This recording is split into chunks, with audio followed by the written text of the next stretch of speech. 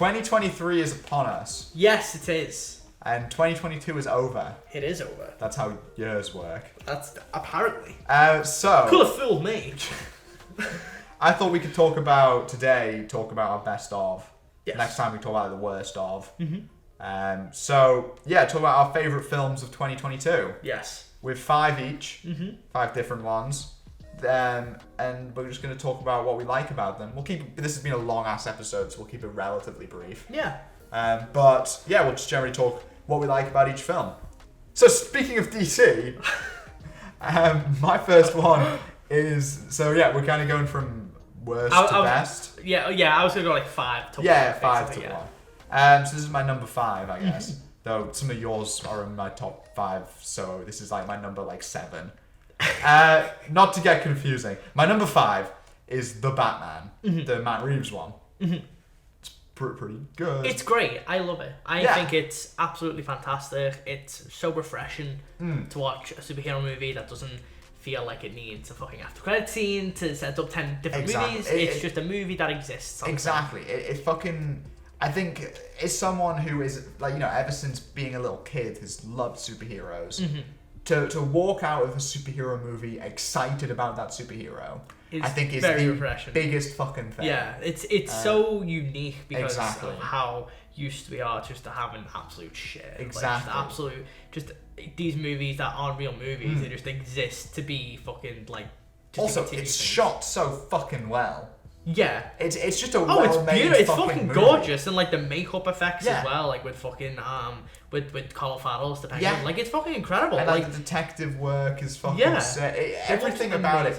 It is the quintessential Batman movie. Absolutely, it's fantastic, and it's so unique as well because it feels like a bunch of different it's like a bunch of different it's like different Batmen. Yeah. Like the Rocksteady Batman, the animated series Batman, the Dark Knight, the Nolan Batman. It's all these things merged into one. It's so interesting that it's but it's also a really unique take on it, and it's just a fantastic movie. I absolutely adore it. It's also very, very nice and to see and reaffirming to see a comic book movie embrace the fact that it's based on a comic book rather than try and push that away and be like, Dr. Octopus. That's a stupid name for stupid people. Yeah, it's actually, it takes itself seriously. Yeah. But it's also really funny. Exactly, it's not afraid to be a tad goofy. And it's one of them where But that's how comic books are. Yeah, it's a funny film to watch, to be honest, but it's one of them where it's but not because Batman's go he's right behind me. It's just stupid jokes or the riddles are really silly because the Riddler's a little silly guy who loves riddles. No film this year has grown on me more than the Batman. I mean, when we did a full review of the Batman, and I wasn't overly. I liked it a lot, but I wasn't in love with it. Yeah. And now it's grown on me. Just over time. Yeah. Banging film. Absolute banger. Fantastic. It's absolutely fantastic. My number 5. Yeah. Smile. Oh shit. Yes, the film. The TikTok film. The TikTok film where people smile. What the fuck? Yeah. Yeah. I think it's fantastic, and I totally understand why a lot of people don't like it. Yeah. But I remember watching the trailers and being this looks bad, but there's something here. Yeah. It looked really well shot for a film that looked kind of mid in the sense of the premise. Yeah. The trailer showed way too much, but the film itself, I think it's fantastic. Yeah. I think it's a really... it's fucking scary. Yeah. Absolutely terrifying. But also, it's just a really... The story isn't particularly original, but the way it goes around it is interesting because it wears its influences on its sleeve. Ari Aster movies, James Wan movies, The Ring, it follows so many different inspirations, but it all comes together in a really interesting way. And I think the very nihilistic point of view it takes will make or break people. And a lot of people don't like it for that reason. I think that's completely fair. But I also do think the way it's able to combine this very unoriginal premise but do it in such a confident way, I think is really interesting. And it's just one of those films where it really did shock me. I was excited for it, but it floored me in how just straight up terrifying it was, and how and also it completely almost like taking the absolute piss out of elevated horror and like that kind of genre and that kind of like it's just I really just thought it was fantastic. No, I think its biggest strength definitely just how fucking scary it is. It's a horror film that doesn't just go, you know what, it's a horror movie, but let's like be nice at the same just time. like think about how scary the horse is. You know what I mean? Like, yeah, absolutely. Yeah, like it's a horror film that isn't afraid to be scary and ruin your day. Which is exactly what every horror film should set out to be. Yeah, I'm not really into horror films where it has a happy ending. Which, yeah, I mean, well, I am into that, but I don't. But I think we get too many of those. Get off on that. Yeah, like we get too many of those. Yeah, I feel like, and I feel like we forget sometimes that horror, some of the best horror, is absolutely fucking hopeless. Oh yeah. And that's where the horror comes in, and it's just I don't know. I just thought it was fantastic. Really did. Good win for fucking mainstream horror. Absolutely. This year was a banger year for horror. It was a fucking good year for horror. It was a fantastic year. It was a good year. I thought we haven't established this was a really fucking 2022. Yeah, 2022 was great. I thought it was fantastic. My next pick, number 4. Aaron, do you like cinema? I think it's okay. Yeah. Cinema's okay. Aaron, do you like tigers? Tigers are fine. Yeah. Oh, fuck you. Do you like dance battles? Dance battles, I can take them or leave them. Yeah. Do you like the idea of someone jumping out of a fucking moving vehicle, holding like whatever fire or whatever the fuck they are, with thousands of tigers jumping alongside them? Yeah. Well, that sounds cool as fuck. Yeah, so RRR is fucking pure cinema. 3 hours. But it doesn't. Never stops. 3 hours, but it feels like it's 20 minutes long. I've just never seen a film this fucking balls the wall. Everything right about cinema. Yeah. In terms of, let's just create the biggest fucking spectacle possible. Yeah. It's a movie designed to be clipped in the best way possible. Yeah. Because every set piece is 100% its own thing. 100% just brilliantly creative. Yeah. It's beautiful. Sure, it's fantastic. The visual effects are fucking shit, but who cares? You know what I mean? And there are points where it's in terms of being a musical. I love the fact that they try, no effort to make it look like they're actually singing the songs. No, not at all. No, but who needs it? Who needs that? Yeah. They're bros. It's just, they're best friends. That just do best friend things together. No, I think it's interesting because it's a very long movie. Yeah. And I think for most people, they say it's 180 minutes. They go, whoa, I don't like that. But it moves so beautifully. It's, really, the story's really engaging. I think the core, chemistry between the two bros, I think is great. The broskies. Bro, when the beginning, my favourite part of the film, honestly, is probably the first act, where there's just the two bros being bros. Yeah, it's my favourite part too. I love it. Bro number 2 is trying to set up bro number 1 with the girl. Yeah, there's literally a wingman. They defeat and kill the English through the powers of song and dance and friendship. How that's great. Baller is that? It's just a really well made. Even if there's parts of it that aren't great, like the effects, it's just a really earnest and passionate film, and it's and again, we can rag on Quantumania for the shitty effects, but I think the difference with that and RRR is RRR feels like a film made with compassion and with a ton of love behind it. Quantumania feels like it was made in an algorithm. Yeah, whilst whipping VFX artists. Yeah, whereas it's just with RRR, it's a really thoughtful, just fun movie, and it's one of those where it's a shame it didn't get even more love than it already has. In a sense of, I wish it was in the Oscars. It could still win an Oscar. It still could, for the song, but shout out now. But I don't know. It's one of those films. It's the first I've seen of those, and it's just fantastic. I thought it was absolutely just really fun. I loved it. Really fun, and just I was. And considering that phase, I was I was scared about how long it was. I just thought, it was absolutely just great. Boss film. My number 4. Yeah. You like world fairs? I've been known to appreciate a few. Do you like to go to them? Oh, too far. Yeah. No. Well, because pack your bags, because we're all going to the World's Fair. That was sick. That was great. That was good. This film, it's like, just like Skinnamarink, which just came out recently. Yeah. It's like a film where they went, let's make a film that Aaron would like. Yeah. A film that is made for him. Yeah. And of course, I remember the first time I saw like the premise for it. I think it premiered at a festival, and I was like, and then I saw like people saying it was really good, and I was like, I read the premise, and I was like, ooh, that sounds like an Aaron core joint. Like, okay, and like, and so it was one of them. Like, almost immediately, I was just completely like transfixed by it. I thought it was just absolutely fantastic. It's one of the best portrayals of online, like that online isolation and just that general, how like the internet blurs the lines between like reality and fiction. I think it's just a really perfect way of showing it. It's a film that is directed and written by someone who knows the internet. It's not written by like a 60-year-old man who still uses Windows XP. Like it feels like someone who understands the internet and has experience on the internet and knows these things, and so because of that, it comes across as a really authentic movie. And it's like, it's interesting because I see a lot of people saying it's a horror. I completely disagree with that. I don't think it is. I think it's a horror adjacent. Like, some of the imagery is very horror. Yeah. But to me, it's a drama.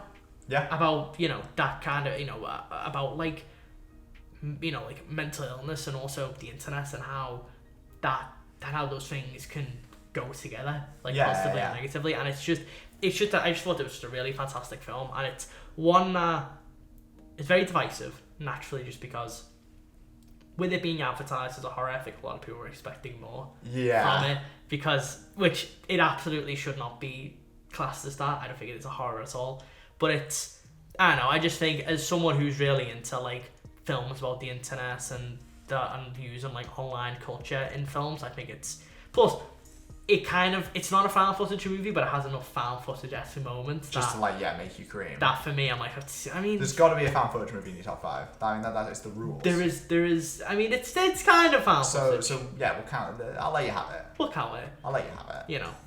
But no, it's Deadstream didn't make the cut. Deadstream, not quite. Deadstream is great though. That is a 2022 found footage film you should watch. VHS 99 was good as well. Fucking get on it, people. My number 3 is The Northman. I was trying to think of something of a fun way of introducing. You like men? Do you like men? You like the North? Yeah. Do you just like basically naked bodies? Big, buff, naked bodies. And then Anya Taylor-Joy. It's gnarly as fuck. Great. It's so cool. It's really cool. I have a bit of a boner for fucking for like Norse mythology. Not mythology in general. But I love me a bit of Norse. And this is very Norse enjoyer. Oh, I love Thor: The Dark World. And this is very like rooted in that mythology. The ending especially is very Norse mythology. And to the point where I can imagine that just people not having any fucking idea what's going on. And the action's great. I'm always a sucker. Beautiful. I'm a massive sucker for films that are epics. I'm happy we're getting more of these. That are genre epics that 100% commit to that location, that feeling, that setting. Like Dune, like Northman. Films that I 100% commit to that kind of aesthetic. Films made by massive nerds. Exactly. Completely like understand and are very clearly very interested in the time frame they're depicting. Like, that's what's interesting about Robert Eggers, is that he hasn't done anything yet that's not a period piece. Yeah. And it's so interesting because he clearly loves this era, and you can tell there's so much force behind it. Yeah. And there's so much, because this is probably his most accessible film. Yeah, which is weird because it's totally not accessible. It's not, but it is at the same time. But the story's very simple. Oh, the story's simple. It's basically You've got to immediately get on board with the Viking of it all. Which I can, my parents sat down to watch it, thought it was the worst thing they've seen in their life. Because it was just a bunch of men screaming at each other. You see, my dad watched it and he thought it was fucking brilliant. That's based. So there you go, yeah, like he loved it. But it's one of them, it's like, it's a very, it is a very just accessible film in that way, but at the same time, accessible to Robert Eggers is still seeing to people barking, farting, burping, and fucking Willem Dafoe. Like cinema. No, it's fantastic. No, I really loved it. I think the action was fantastic, and it's everything I could have asked for from that kind of film. And Absolutely. Robert Eggers is fucking. I mean, because I wasn't keen on The Witch, and then the Lighthouse. I get that. Then The Lighthouse I thought was great, and then now Northman I think is a fucking masterpiece. Yeah. So Robert Eggers is on the fucking redemption arc of his life, and I very much look forward to Nosferatu. Yes. When it comes out in about 10 years.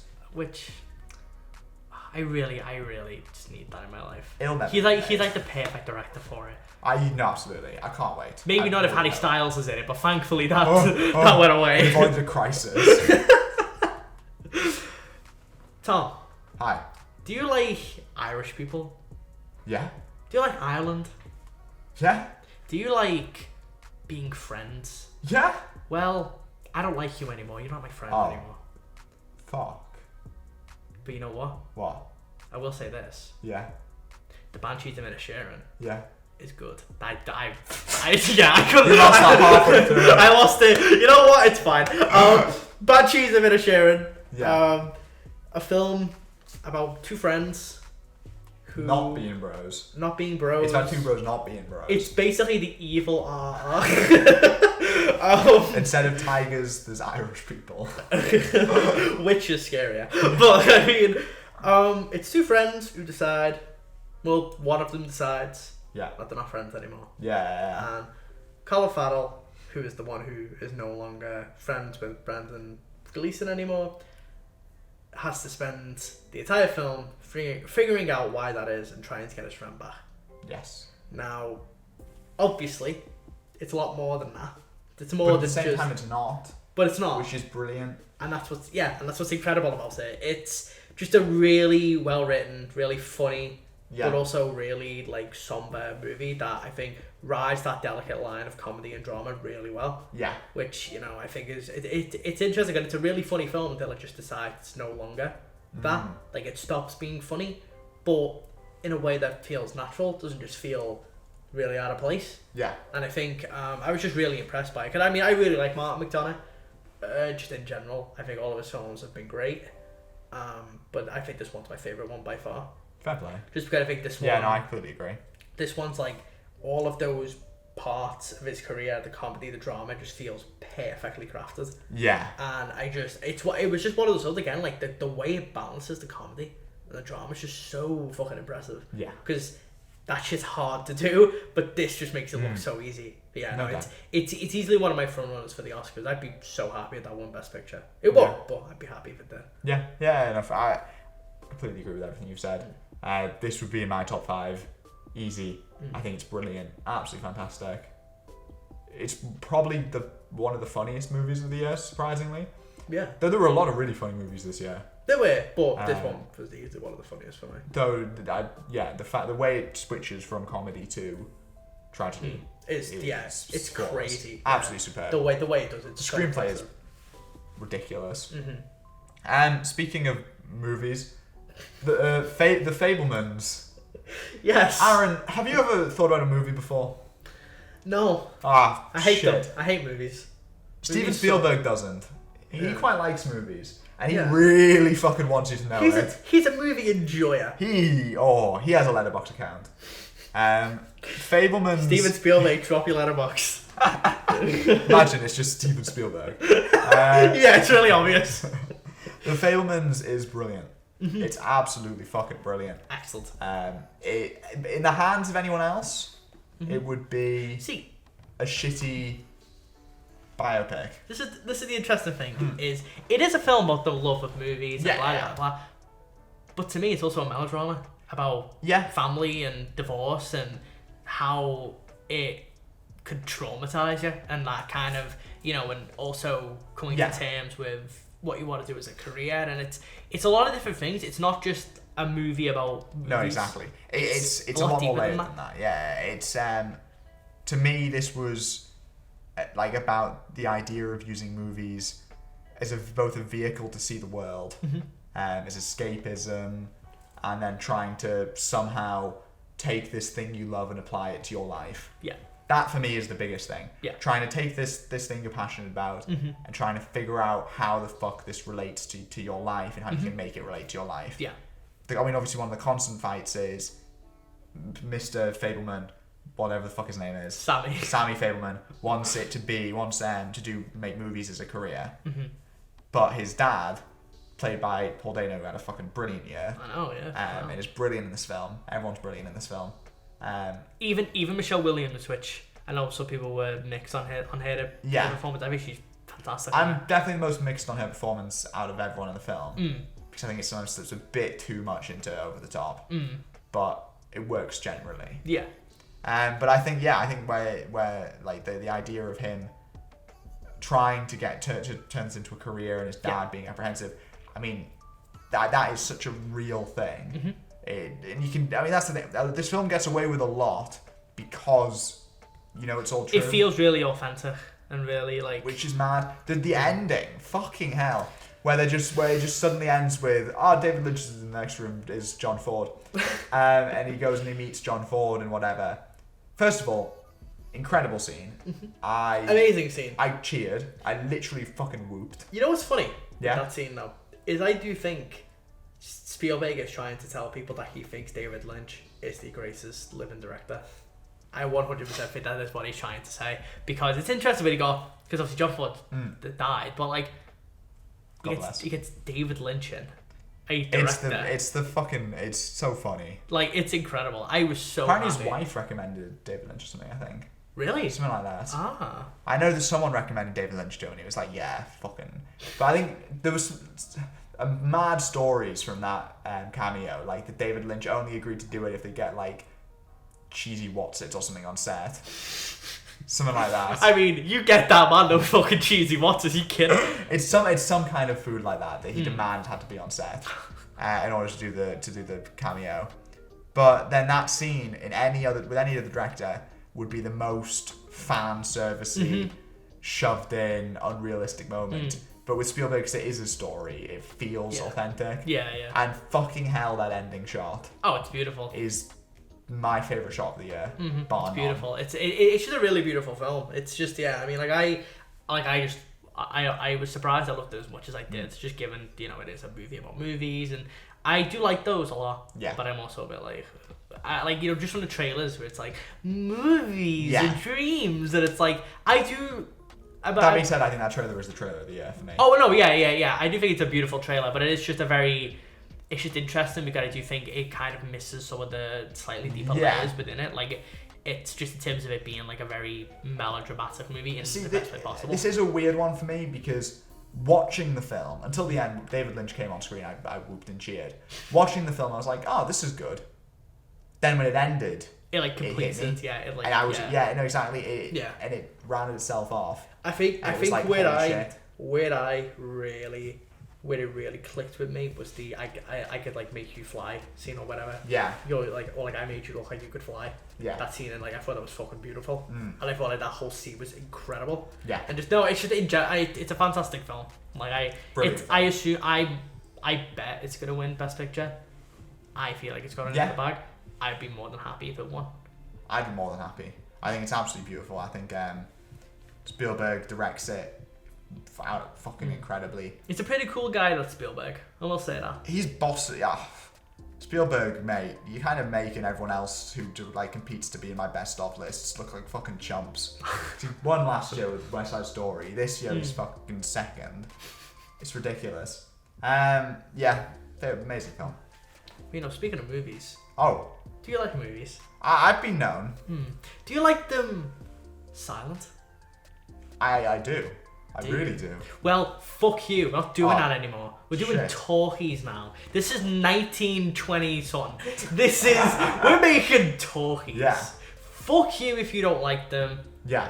And if you do like them, well, fuck you too. Fuck you too, because you're gonna die in a hole with Tobey Maguire. Because your career's gonna die, and people aren't gonna like that you're from Brooklyn. Yeah.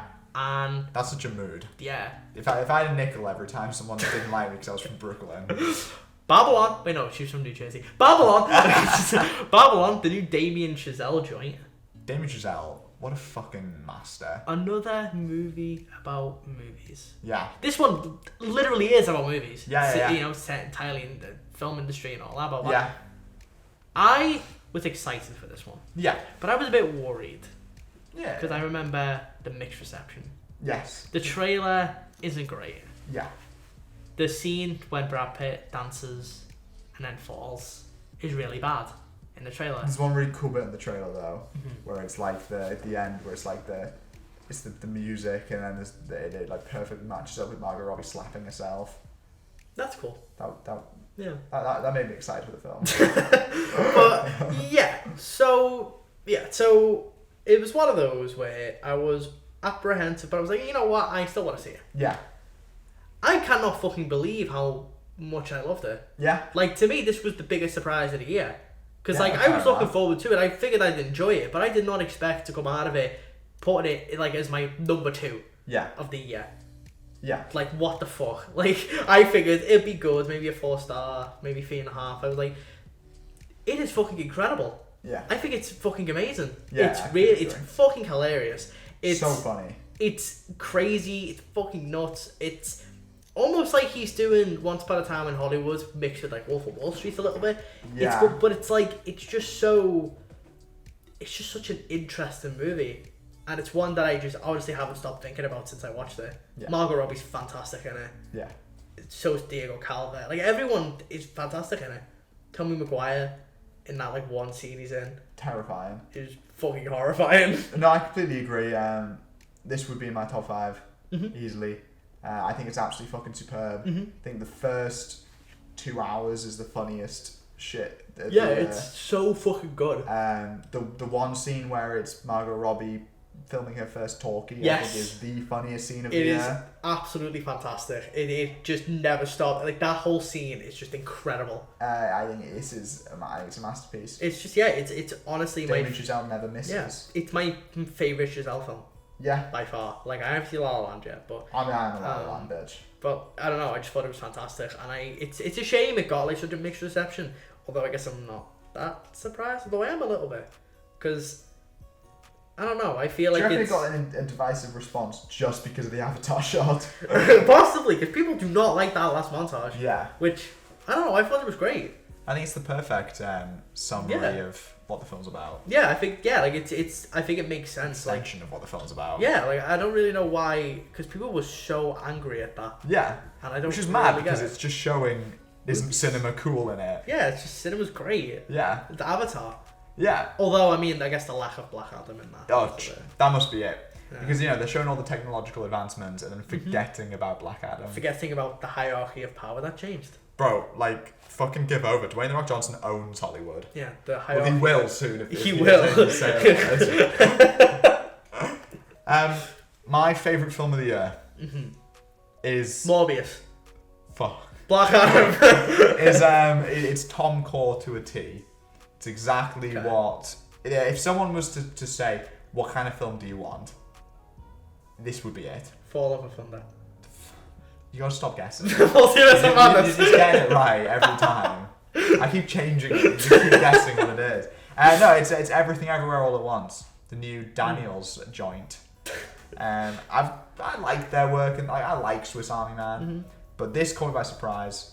I thought it was superb. I think it's hilarious. I think the third act, especially like near the end, is so made for me because I'm a Terrence Malick stan. So I piss my pants whenever someone does a big emotional monologue to a montage. Yes. And there's a lot of that in this film. I love it's it. basically all of the film. And I love that. I adore multiverse as a concept, which is why I'm really annoyed Marvel's doing it so shittily, because I adore the idea of parallel universes, and this film does it perfectly. It explores it in a really, really interesting way, makes use of different styles. The fucking rock bit I think is superb. I think it's written beautifully. I think the performances are incredible. Hugh Kwan gives my favourite fucking performance of the year. I just everything about this film I adore, except for the fucking discourse about it on Twitter. Shut the fuck up. You're all so fucking annoying. But aside from that, I think it's beautiful. Yeah, it's mid. I don't know. It's really not that good. No, I like it. It's really good. I agree with the discourse. It is so. What it is, it's so annoying from both sides. Yeah. That's what makes this one even more annoying. Yeah. It's because discourse usually it's like one side's annoying and the other one's fine. This one is like you've got people who love it way too much and need to calm down. Like people who take like any critique of the film as like a personal attack. Yeah. Or people who clearly just want to hate it because it's popular. Oh yeah. And it's like, I think it's good. I don't know, I mean, it's, like, I liked it. Watch what you say. No, I liked it, I really exactly. enjoyed it. I liked it. It definitely lost a bit of steam for me. Yeah. But I really enjoyed it. And plus, I'd be happy to have... Do you think part of that is because it came out in fucking, like, April? I don't know, because We're All Going to the World's Fair came out before it. And that's still stayed on my mind. I think just what it is just... I like it, but I think just over time I kind of sat on it. Some of some of the critiques of it as well, I do think are actually really interesting. Yeah. Like some people who haven't liked it but have had like genuine reasons for it. Like as I've of read some of that, but I've seen another side of it, and just as I've like thought about it and stuff, like I've kind of it's dropped for me, but I still really enjoy it. I still think it's a really good film, and it's one of them where like I am rooting for them, like the Daniels, to get like more success. Cause I like Swiss Army Man more. Yeah. Than this. Really? Okay. It's just it just works for me more. But no, but I really enjoyed it. Whatever they do next, like I'm 100% there. Like, I think they are really talented, and it's. I think more than anything for me, I think this is what I want more from Hollywood.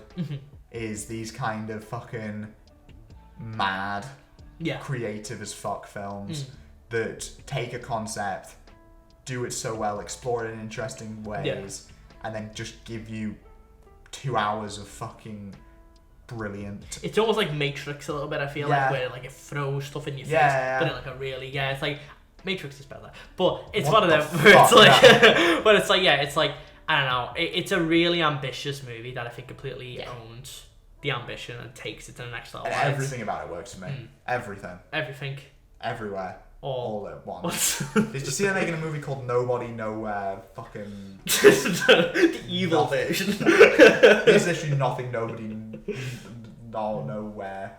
It's some shit. Can't wait. Have you seen that film? Which one? That, nothing, nowhere. No, it's coming out. Yeah, so Nope, you haven't seen it. My number one film is Nope. That's my segue. Thanks for watching. I couldn't think of it. I have to listen. I want a ball here. I need to, segues are hard. So the way Everything Everywhere All at Once was Tom Core. Yeah. Nope is Aaron Core. Yeah. To a fucking T. Yeah. Aliens. Sorry, Nope. Aliens. Cool shots. Cool music. Yeah. These are some unique opinions. Spielberg kind of tendencies, but also like a lot of really scary stuff as well. Yeah. Funny. Yeah. Very funny. There's just, I don't know, it's one of those films that just, to me, everything about it is perfect.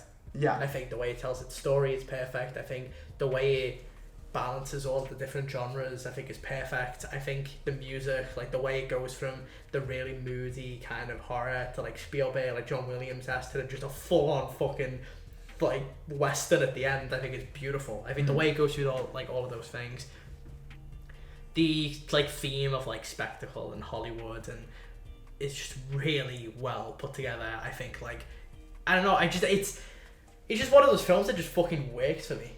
I just think, I think the relationship between like the brother and sister are just incredible. I think Daniel Kaluuya that is my favourite performance of the year.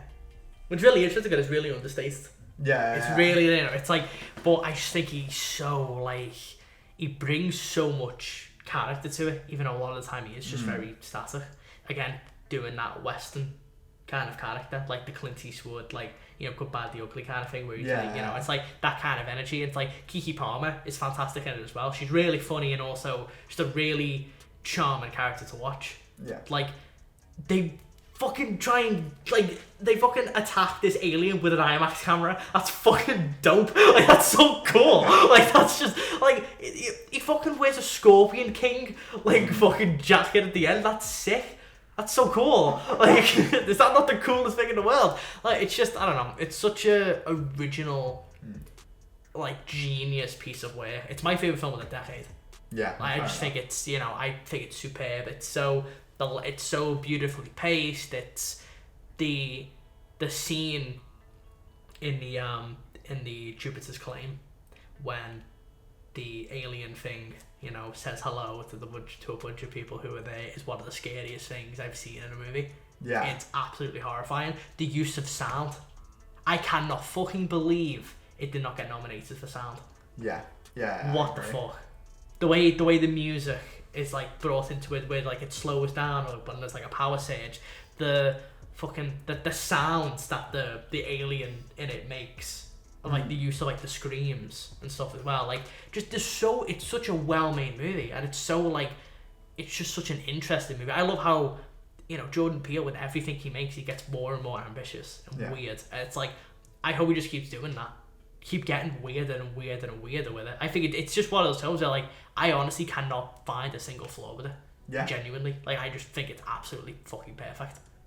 Yeah. It's that's so fair. good. I fucking boring. no, I completely, get why you love it. Completely. I like it a lot. Nowhere near your level. But I completely get why it is made for you. It's absolutely 100% my shit. Oh no, 100%. Like, I just it's so good. I think it loses steam for me at the end. But that is, to be fair, and the rest of it is it's very original. I think that's the best thing Jordan. Yeah, it's a very original, interesting movie. It's very bold as well with how I love how the stuff with Gordy. The monkey. Oh, that's it is incredible. Completely unafraid to just let you figure it out yourself. Yeah. It's not trying to tell you what's going on. Because No, a lot of people go with that. Oh, like this fucking movie, like like the monkey doesn't make any sense. What's the point? And it's like, well, no. If you fucking pay attention to it, it makes perfect sense. You just have to pay attention. Yeah. You have to like. Hey, you're asking a lot of people. Like, yeah, it's like it's not. it's a thematic. Thing. It's very important. It's very important to the themes of the film. Yeah. It's not just there. Yeah. People who think that are not paying attention to it. Like Logan Paul. Like, Nope is the worst movie I've ever seen. Like, shut up.